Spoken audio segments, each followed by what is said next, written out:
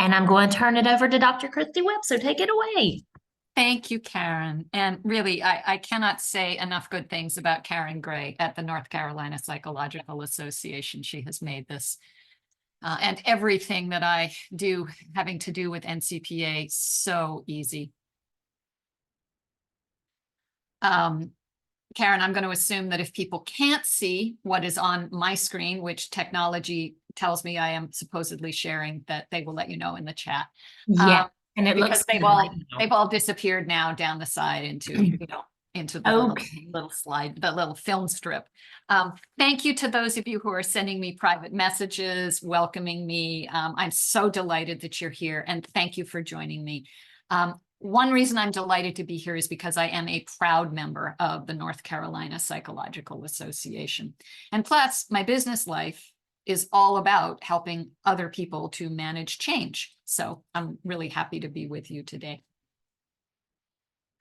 This is more about me. I am a psychologist in Chapel Hill. I have a Facebook page, which is different from my personal Facebook page. At facebook.com/Kristi Webb, I flash out the skill of the week every Monday morning.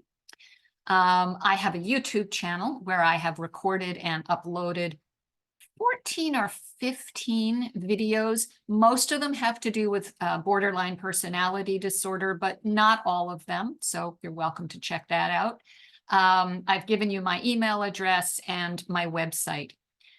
Full disclosure is that supposedly I sort of retired 2 years ago, but I do seem to give new meaning to that term, active retirement. I cannot imagine how I led the life that I did because I have no free time. So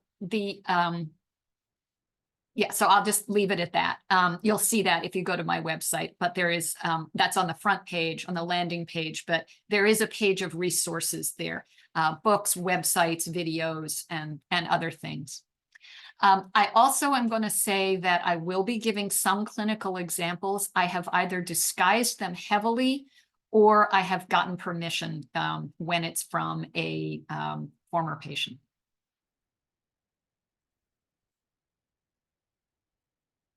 This pretty much defines my career and is my favorite comment on change and how hard it is. Change is hard. So even though we are all changing from the moment we arrive on the planet, even before that, as we learn how to crawl and then how to walk, as we develop empathy or, not, as sometimes the case is, as we develop our values, as we go to school, we are changing every single moment. But even so, change is really hard. So as Karen said, I work with, among others, people who are suicidal. They are miserable in their suicidality, but they don't want to give it up. I work with substance abusing folks, and they're miserable in the consequences of their drinking or their drugging, but they don't want to give it up. I think about someone who felt ashamed every time she had an angry outburst, like yelling at the customer service representative on the phone, which who among us has not wanted to do? But she was absolutely unable to change her behavior because then they would get away with it. So why is change so hard? So in our time together, we are going to look at a number of reasons why this is so. We'll look at how our values play into the difficulty, how cognitive dissonance can promote change, and we'll look at some skills that can help us change even despite in the face of the difficulty of doing so. So let's start by looking at what are the reasons that change is so hard. There are basically 6 that I've identified. Fear, there's a lot of subsets of that. We'll spend a lot of time talking about fear. Shame, inertia, which if you don't remember high school physics, I'll define inertia when we get there. Willfulness, we're targeting the wrong thing, or we lack the skills. So let's start by taking a look at fear. And we'll start with fear of the unknown. If I give up my closely held beliefs, what will take their place? I don't know what's around that corner. Who will my friends be if I give up those closely held beliefs? If I give up my problematic behaviors, what will I do instead? If I leave a volunteer position, aren't I being selfish and self-centered? And aren't those terrible things to be? How will my family react if I tell them that, no, I won't be spending 2 weeks with them this summer? What will happen? My experience with fear is that it all begins with that question, what if? So what if I give that up and then they get mad at me? What if I give that up and then somebody is sad? So fear of the unknown. Other than fear of the unknown, I've noticed that people's resistance to change can be rooted in fear of losing something they already have or of not getting something they want. So if we exercise more, we will lose some of our free time. And that's anxiety provoking. Having a fear of losing something we already have might look like being afraid to say no to requests to volunteer our time or to take on a big project at work or to join a group. We might fear that our friends and co-workers to whom we're saying no will become angry with us or will stop including us. We fear that we'll become isolated, friendless, passed over for future opportunities, we'll end up homeless, living under the freeway overpass, and eating cat food out of the can. And so we say yes to the request, and we're miserable. Now, fear of not getting something we want is another root cause of resistance to change. And this is the basis for FOMO, fear of missing out. If I stop checking my social media feeds so often, I might miss out on something. Some people are so afraid of not getting what they want that they won't even go for it, whether we're talking about a new job, a new relationship, or asking for a favor. What if you say no when I ask if you could give me a ride home? So I won't even ask. I'll just figure it out on my own. Or let's say, now I'm sure this doesn't apply to anybody but anybody here. So I'm going to ask you to imagine, let's say that you're someone who likes to be in control. It is going to be very, very hard to give this up because anxiety, which is in the fear category, tells you that unless you clamp down, control the outcome of this situation, project, relationship, choice, that you won't get what you want. And being told to let go and take it easy, that's just going to make you angry because you're afraid to do so. Someone with obsessive compulsive disorder or even obsessive compulsive personality disorder will find it supremely hard to give up their compulsive behaviors because these give them the illusion of being in control. So even my person who has angry outbursts believes that by doing so, they can be in control of the customer service rep's behavior. And when that doesn't work, they yell louder. I'd like to spend just a few minutes with confirmation bias and how that prevents us from being open to change and reinforces our fear. Confirmation bias is when we hold a belief about how the world works, where we believe that the earth is actually flat, or we believe that everyone lies. And we go about our days looking for evidence to confirm our beliefs and busily ignoring any disconfirming evidence, any evidence to the contrary. So maybe you firmly believe that selfishness is despicable. So if you take Saturday mornings for yourself to go to a yoga class, instead of driving the kids to their friends' houses or to their soccer practices, that you're being selfish and that that's an undesirable thing to be. So forget about the airplane instructions to put on your own oxygen mask before that of your children. You'll only listen to your partner or your kids complaining about your 2-hour absence. You'll only read articles and Facebook posts about moms who've neglected their children. And you'll ignore how happy your friends and their families appear to be. That's confirmation bias. So experiencing a challenge to our confirmation bias threatens, there's that fear I mentioned, it threatens our belief in things the way they are. And so you don't make a change. Let's move on from fear and talk about shame. Shame is the most corrosive of emotions. And it's another reason that change is so hard. In general, I recommend against using shame to get anyone else to change. It's damaging and it's ineffective. It doesn't work. Pardon me. Shame sends the message that the other person is a mistake rather than having made a mistake. How could you have overdrawn your checking account? Is shaming. That sounds alarming. Let me know if you'd like some help figuring out how you got overdrawn. Strives to be less so. And here I say it strives to be less so because there are some people for whom shame is home base. It's the planet where they live. And they're going to hear shaming words no matter how you phrase it.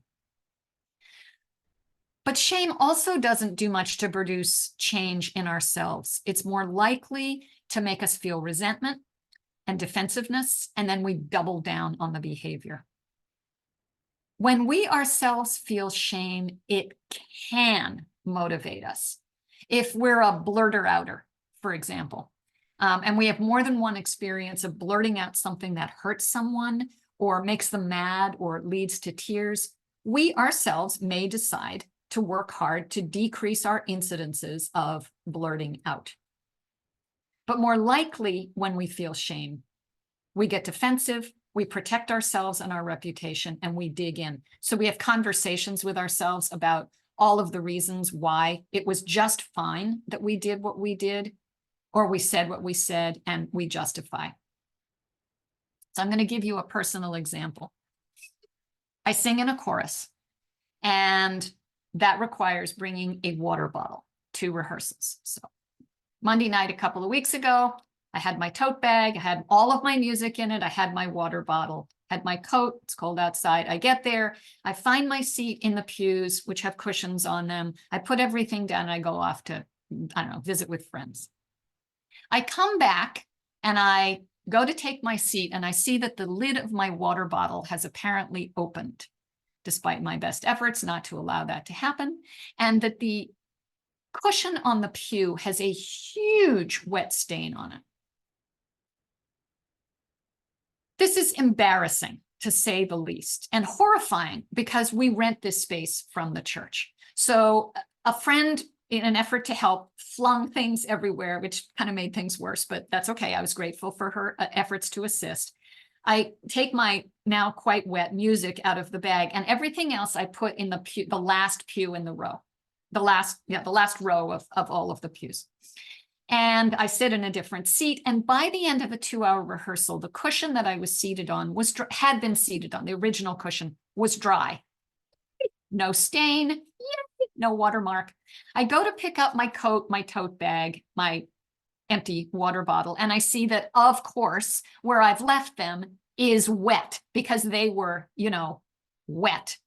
Now, this was horrifying, and I was so ashamed and embarrassed that what did I do? It's embarrassing even to say, right? I took a clipboard and I plopped it down on top of the water stain and I left.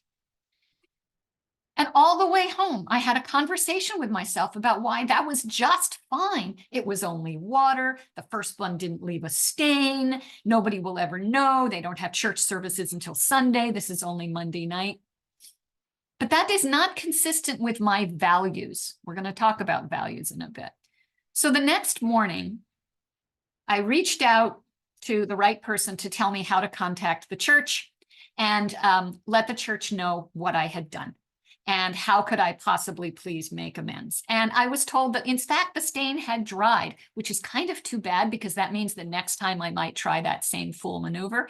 But let's hope that I learned from my experience. But I tell this story to give you an example of how shame made me double down, I was so defensive that I drove home and spent the rest of the night justifying my decision, and in fact acted contrary to my values. So this is what usually happens when we feel shame. Shame and defensiveness get in the way of examining what happened enough to perhaps figure out how to respond differently next time to whatever triggered the behavior. To give a more common example, because not everybody is in a chorus when, spills their water bottle. When I work with people who are overweight, they're generally ashamed of how they look and ashamed of how they eat. But this is a really apt example of what I mean when I say that shame is not an effective motivator. Shame leads them to hide what they're eating, how much they weigh, and they continue then to make poor choices with their food and to focus on the wrong thing, the weight, rather than on trying new behaviors that will lead to a healthy body, such as moving more or adopting an attitude of body positivity. I worked with someone who was a collector. She collected depression glass, she collected Beanie Babies, and her house was astoundingly cluttered. She repeatedly said that she was going to declutter, and her insurance company forced her to do so at times, but she was too ashamed to allow a professional, a declutterer, into her house. So she just kept on renting new spaces to which she moved the collections. I said I would define inertia. Inertia is, I think it's the second law of thermodynamics that says an object in motion tends to remain in motion unless acted on by an equal and outside force.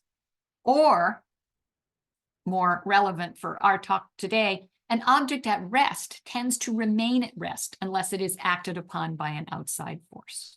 So sometimes inertia has us in its grip, and we just cannot motivate ourselves to put on our shoes and go for a walk, even though we know we'll feel worse if we don't do that. We run out of money and even overdraw our checking account by the end of every month, but we simply cannot bring ourselves to do the hard work of spending less money. When we cannot imagine or just don't consider at least, what our life would be like if we practiced saying no to at least some of the requests for our time, it feels simply and easier to keep saying, yes, of course, sure, I'll do that. So that when we hear ourselves, it's easier to do it than to teach you how, that's inertia.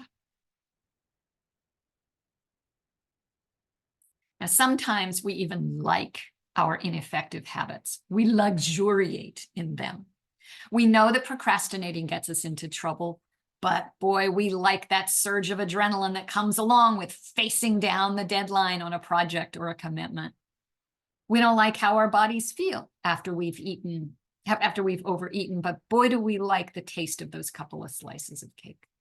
Or we get willful and dig in, simply refusing to try to stop correcting people who state factual errors online. And then there's the willfulness of, I shouldn't have to. I shouldn't have to open my mouth and ask for what I want. You should already know what it is. I shouldn't have to stop at that red light, officer, because I can see that there's nobody coming from any direction. I shouldn't have to ask for help. I already know how to do this, or I should already know. So we like some habits, meaning either that we feel pleasure when we engage in them, or we just don't feel enough pain when we do. And it is so easy to focus on the wrong thing when it comes to change. I can easily think of many examples of patients who come to me seeking help in another person, seeking help changing another person. This doesn't work. I'm actually going to repeat that. It doesn't work. Working with personality disorders, as I do, this is not uncommon, that they'll come into me seeking change in another person, because folks with personality disorders generally just don't believe that the problem is with them. They're certain that the problem is other people, not themselves. But even if there's no personality disorder, let's say that it's a case of marital conflict. When I point out to my patient that they have already tried many methods of getting their spouse to stop having their head buried in their phone, to the point that they can't hear anything that my patient says, and nothing has worked, and therefore now we have to start keeping our focus on the patient's behavior and choices. At this point, resistance pops up like a roadblock. Or, and again, this is common at this time of year, the person decides they need to lose weight, and so they go on a diet. One of my favorite writers, Anne Lamott, says that every time she tells her therapist, Bonnie, that she's going on a diet, Bonnie says, "Oh, honey, that's lovely. How many pounds are you hoping to gain?" The weight is the wrong target for change. The effective target for change is a healthy body, and there are many ways to achieve that. So we have this myth in Western culture that if only I knew why I do X or Z, then I could arrange my life so that X and Z never happened. Sorry, so that the Y never happened, and then I just wouldn't do X or Z. But that's a myth. Figure it out is not a skill for change. When the house is burning down, the thing to do is to put out the fire. After the fire is out, if we want, we can, figure it out, what got it started, but knowing how it got started is not going to help us put the fire out. Finally, change may be hard because we lack effective skills to make it happen. We don't know how to say no without letting guilt overcome us. We don't know how to do that thing that we fear doing. So we're going to talk about some skills before we stop today. But for the moment, let's review where we are so far. Fear, with a subset of confirmation bias, shame, inertia, willfulness, targeting the wrong thing, and lack of skills can get in the way of change. But I think it's also really helpful to consider how we get to be who we are, because that might help us understand the investment we have in not changing. So I'm going to talk next about how our values may discourage change. Well, no, not that yet. Unless changing all the time is one of your values, which is possible. So by our mid-20s, our values are pretty well set. Adolescence is that time when we answer the question, who am I? Do I like vanilla or chocolate? Am I a Republican or a Democrat? Do I want to be an accountant like my mom, or am I more of a poet? And here's where we develop our values. We value justice, or we value community, or we believe that it is important to help people who are less fortunate than we are, or we believe in a woman's right to choose what she does with her body. That's one of our values. So these are pretty well set by our mid-20s. And of course, we're going to resist changing behaviors if that means we might have to re-examine our values. They're at the core of who we are. But all is not lost. Adolescence is the time of values formation, but then we go out into the world and we're surrounded by other people, and they push and pull on our values. And we see other people whom we like or admire with different values. And here's where the story of change being too hard begins to shift. Because if we can see other people living different values from our own, we may be more willing to let go of a value that no longer has meaning for us. Again, I'm going to use a personal example. One of my values is keeping my commitments.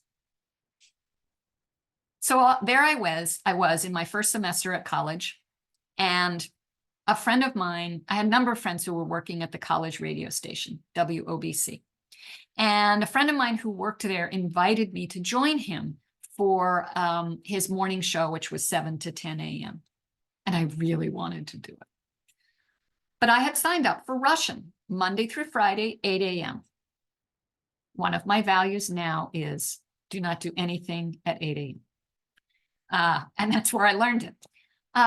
So I said to him, I would love to do that. Thank you for asking me, but I can't. I have a class. And he said, yeah, that's fine. But Kristi, I just want you to ask yourself this question. 5 years from now, will it matter whether you went to that class? This was a whole new perspective.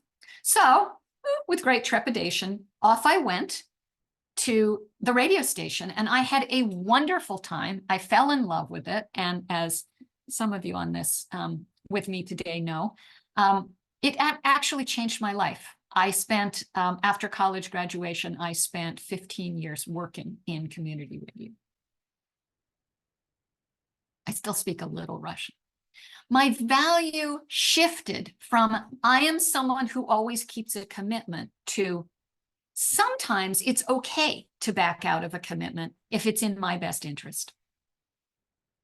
I work with a lot of folks who aren't familiar with healthy boundaries, and this tends to show up particularly in their closest relationships. And so it takes quite a lot of therapy for them to start to use skills to set boundaries and stick to them. So our values can change, and with them our behaviors. Now, can our behaviors change even if the value doesn't? Absolutely. Again, an example. I did my pre-doctoral internship at a Veterans Administration hospital, and I worked with vets from many different conflicts. I worked with one gentleman who had been in both Desert Storm and Desert Shield, what we now call the Gulf War or Gulf Wars. And he used what to me was extremely offensive language to talk about Iraqis and Iranians and Saudis. And so I went off to my supervisor and told her what was going on and said, I don't know what to do. Maybe I can't work with him. I don't know. And she said, Kristi, it's your office. You get to set the rules. Oh, okay. So, somewhat still wet behind the ears, I went back to my office, and at the next session with him, when he again used one of these, to me, horrifyingly offensive terms, I stopped him and I said, in this office, you may not use that language. And he said, oh, okay. Now, do I for a moment think that he actually changed his value and stopped using that terminology outside of my office? I do not. But it's possible that only our behavior changes without the underlying values budging.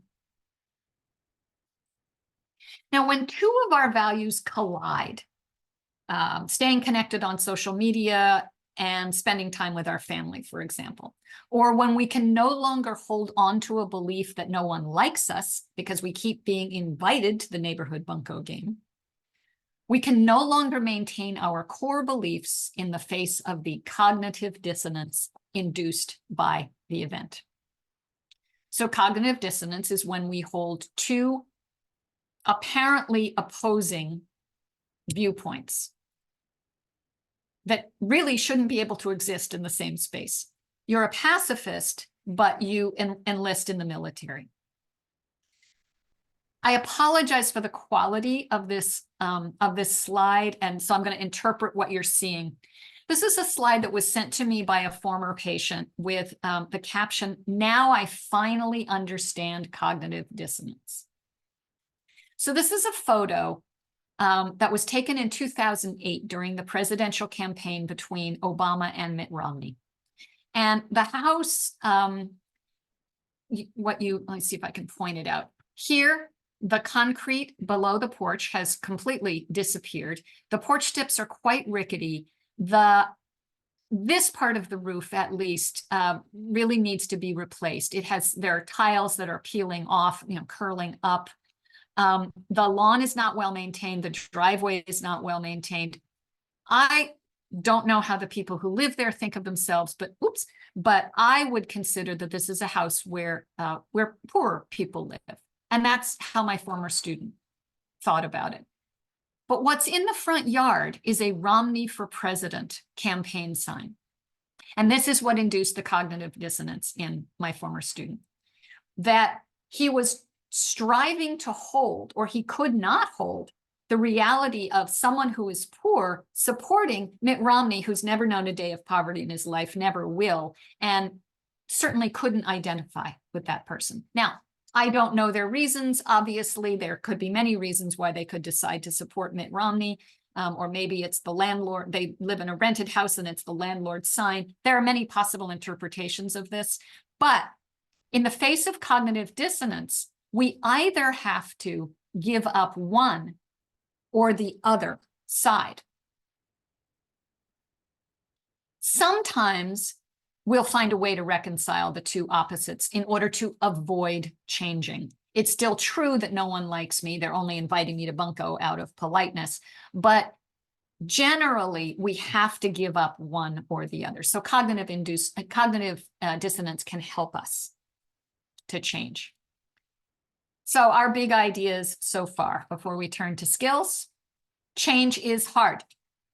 Change is hard because we fear who we will be if we give up our old thoughts and behaviors, or if we modify our values, and because shame, inertia, willfulness, targeting the wrong thing, and or lack of skills get in our way.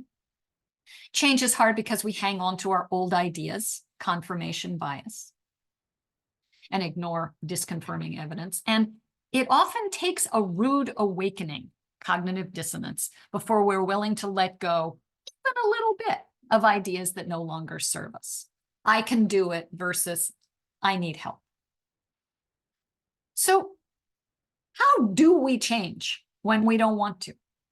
What is it that finally motivates people to change? What finally leads them to conclude that their old ways don't work anymore? Is it that they get caught and punished for driving under the influence? Is it that they lose important relationships? Is it a crisis of faith? As psychologists, we make our livings helping others to change. But what are the required ingredients for that?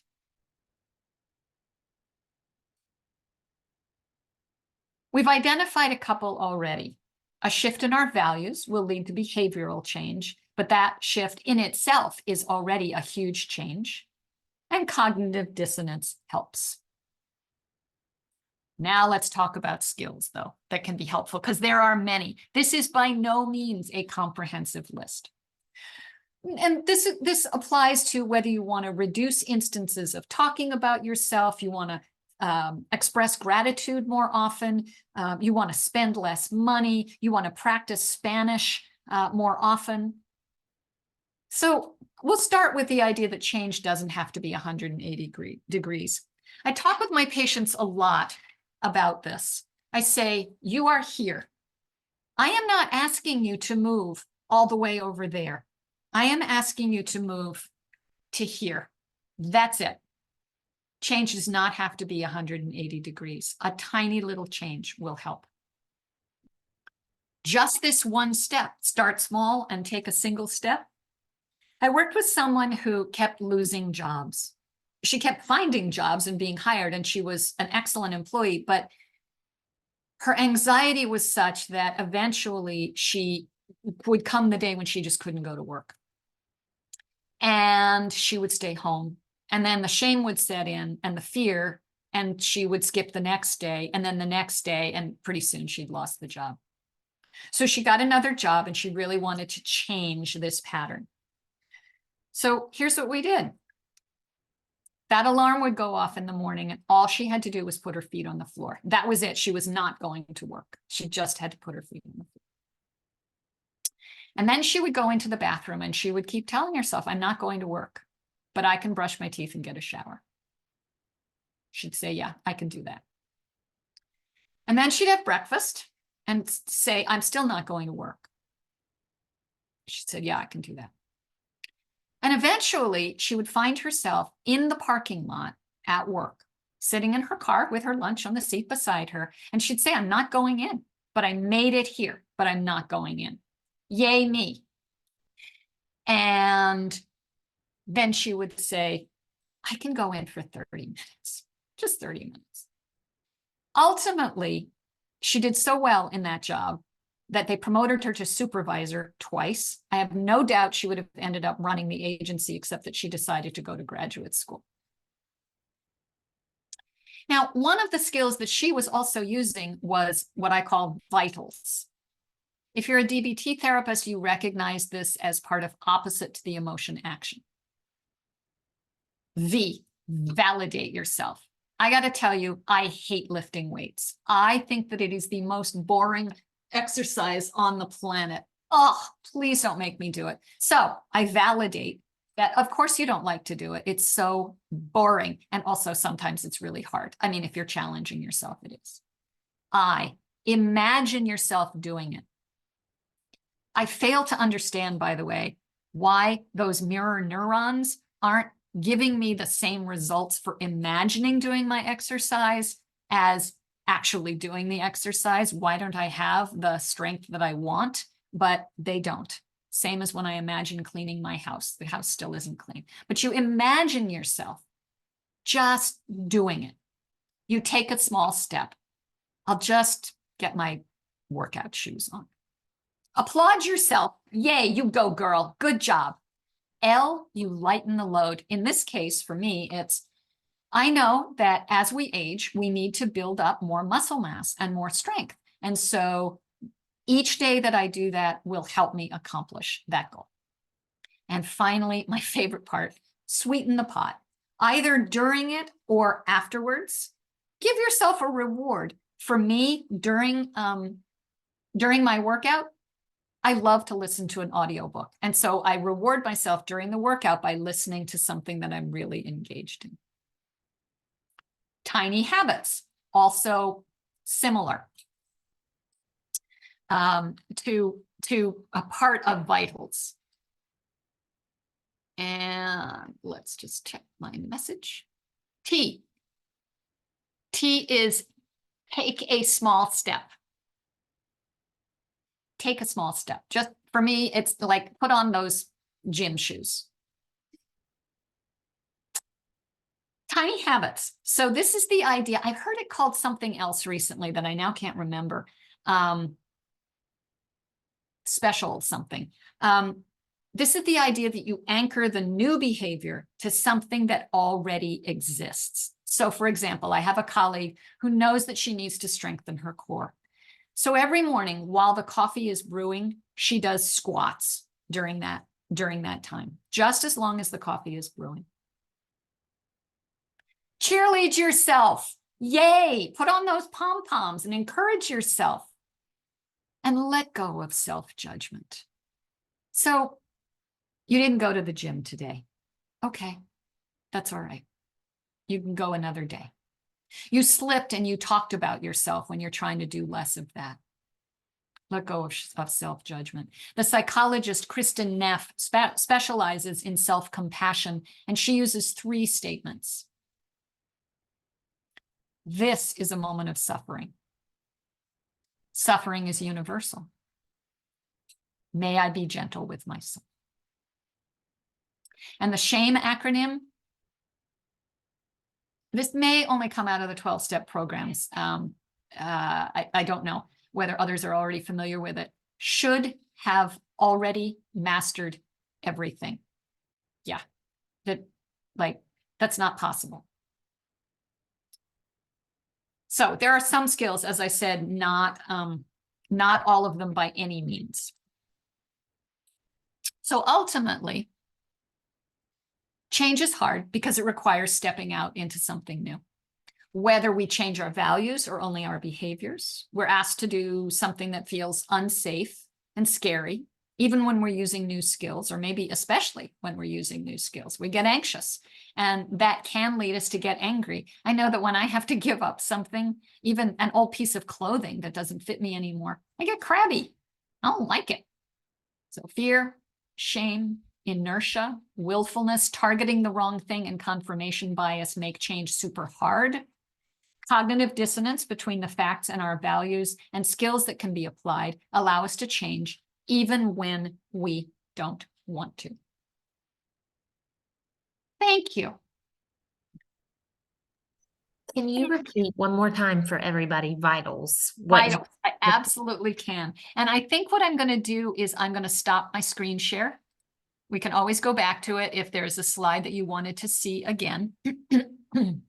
Vitals. V, validate yourself. Of course, you don't want to go to the gym, or you want to practice being more grateful. Well, I don't like being told what to do, so don't tell me how to feel. Or you want to practice your Spanish more. But it's so hard, right? Validate yourself. Of course, you don't want to. Imagine yourself doing the new behavior, or even an old behavior. I don't know, cleaning the bathroom, right? Not a new behavior, or probably not a new behavior for most of us. Imagine yourself doing it. T, take a small step. I use the example of putting on my shoes to go to the gym, but heck, if it's cleaning the bathroom, go and get the squirty stuff and the cloth. Just take a small step. You don't have to clean it. You just have to get that stuff out. A, applaud yourself. Yay, you go, girl. Wonderful job. You go, dude. Wonderful job. L is lighten the load. This is the hardest one because it's a little contorted. It's a little bit of a contortion to get this into the acronym. Lighten the load means remembering what your ultimate goal is. So for me, I want to build up more strength because as I age, I don't want to fall and break a hip, right? I want to have a sparkling clean bathroom, or I want to be completely fluent in Spanish. And that means I'm going to have to practice. I'm going to have to do my homework. So if I want to be less of a blurter outer, I'm actually going to have to practice it. And even when I slip, I'm still going to applaud myself for my effort, and I'm going to lighten my load by remembering what my ultimate goal is, what I'm headed for. And the S, sweeten the pot. Either during or after the new behavior, do something that you really like. Do something that rewards you. I would tell my patients, so after that's done, go and get yourself some, galoptious, drink at Caribou Coffee. Or reward yourself for cleaning the bathroom by give yourself a pedicure, a manicure. For men also, and male-identified folks also. Other questions? I saw a note in the chat that someone said Sonia Watson said she learned about, quote, habit stacking. Habit stacking. That was it. I knew there was an S in there. Habit stacking. Yeah. Okay, and if anybody has any questions or wants to say something, feel free to unmute yourself or you can type it into the chat, either one.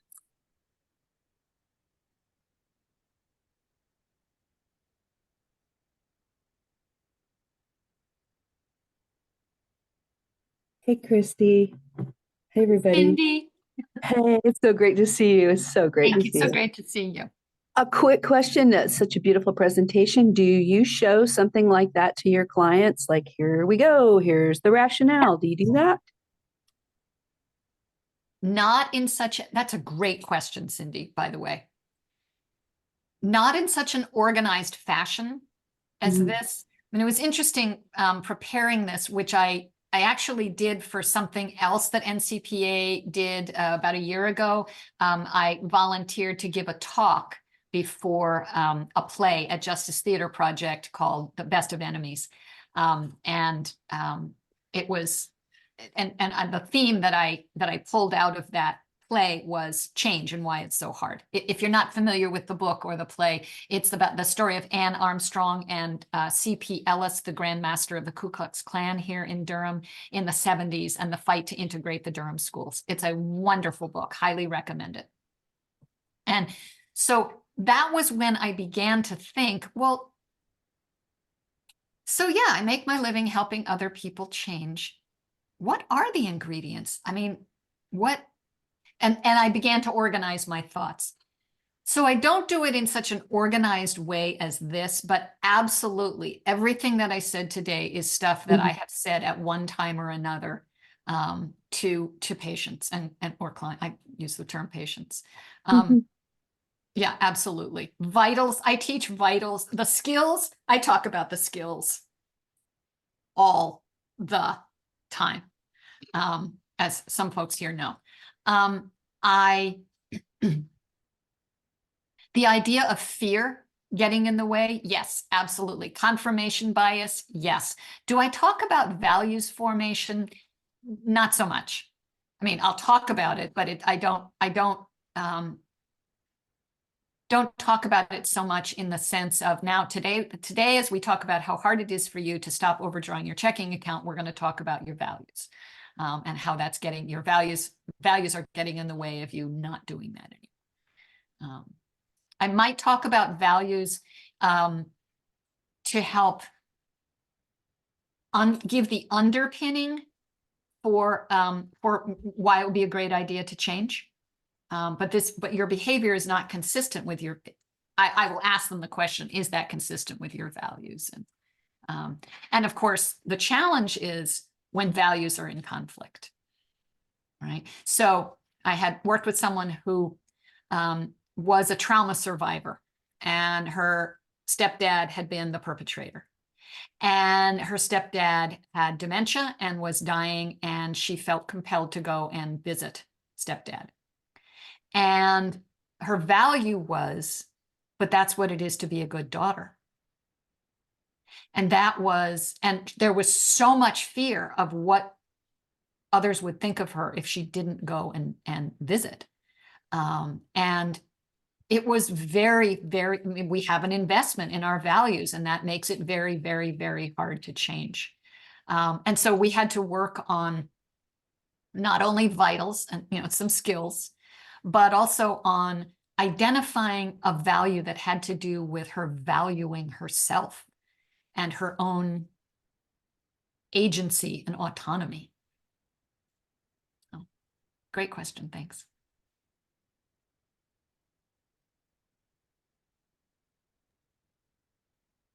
I had someone ask the question, how and when will the recorded session be available? We will put it up for you guys on our Ask a Psychologist page, which will be under the Learn on our main page, and then you'll go Learn, Ask a Psychologist. Give me a few days to do that, but we will get that for you guys.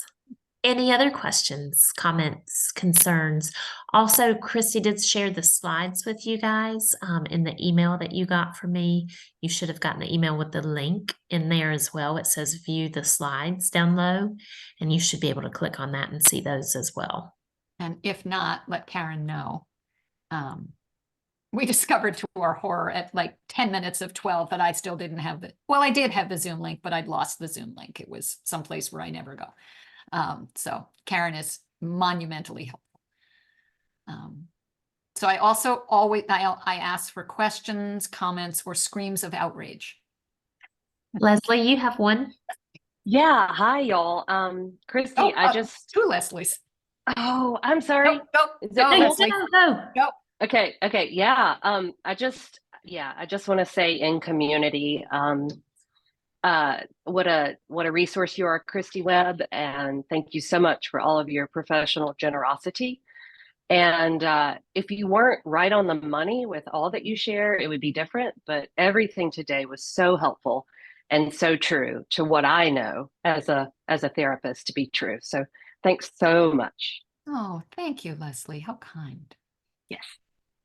My other friend, Leslie. Hi, Kristi. Thank you Leslie. Today. You're welcome. Thank you. I'm wondering, I'm sort of thinking of a particular client of mine who has high functioning autism, is in their early 20s, is still living at home with parents, and change is coming very slowly and incrementally. And I'm curious whether you can share a little bit about how you might decide where to begin in the different sort of range of things about why it's hard to change. Do you find yourself introducing the different elements to, fear, shame, inertia, sort of at times as it presents itself in the narrative of what your client is sharing about what happened during their week? Do you typically have in your mind kind of a hierarchy of where you want to begin? Do you mostly just target it based on the primary type of roadblock that this particular client presents with? All of the above, I imagine. But I'm just kind of curious. I know because as I know you as a DBT therapist will often turn to structured approaches, at least incorporate them. And so I'm just curious whether you have any thoughts about this, about I how do. yeah. I do. I don't work with folks with autism. That's not true. Of course I do. Of course I do. But I don't do the same kind of work you do. And so my folks, I do love structure. I believe structure will set us free. And what I have to avoid is being too much of a professor. So I have to allow the intervention to come organically. I do, as I go, pardon me, as I go into each session, I will think about the person and I'll think, all right, so where is the most important intervention? Where do we want to start? And that's the kind of the hierarchy that you referred to. Like, what's the most important thing to do? Certainly in my population, if it is something life-threatening, that's where we start. We start with suicidality, then we move to self-harm. Then if there are behaviors that are interfering with social relationships, that might be the next thing, or homelessness and not having enough to eat and that kind of thing, or a job, that's also essential. But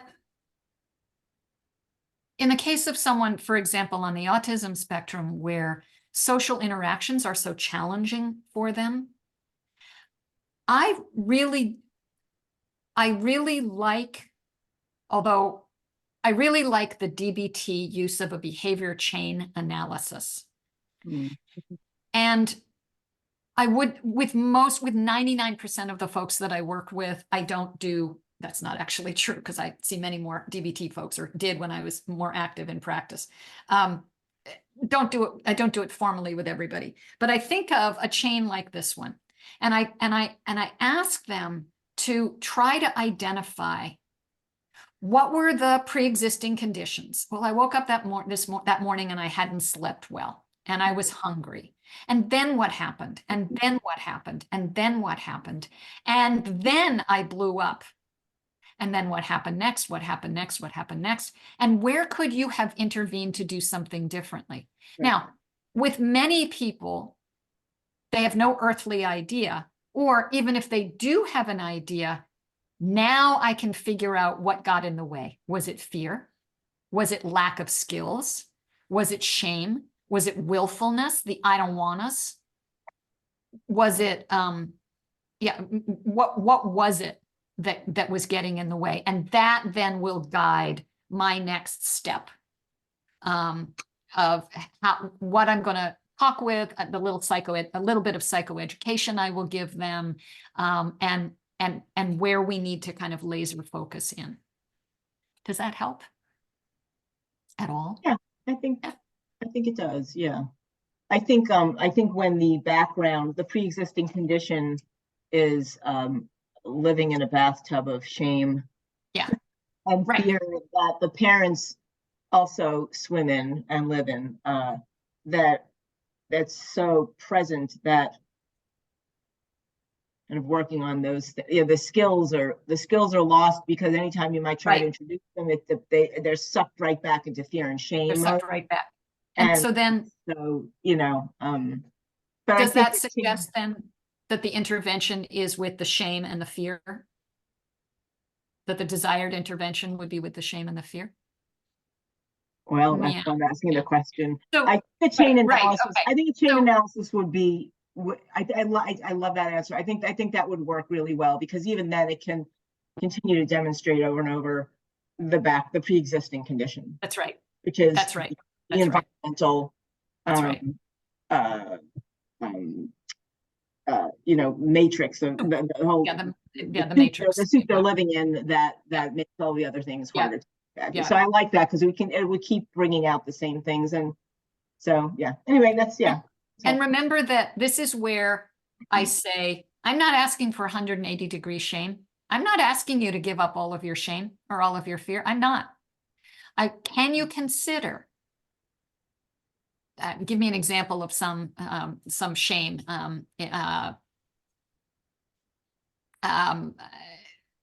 Not brushing their teeth more than a couple times a week. A week. Okay.